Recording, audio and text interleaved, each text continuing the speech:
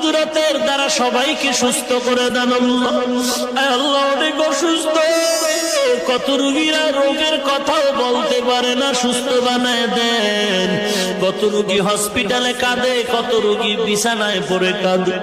আয় আল্লাহ, মাদ্রাসার ছাত্র অসুস্থ, ওস্তাদরা অসুস্থ, গায়বী খাজানার থেকে কুদরতের দ্বারা সুস্থ করে দেন।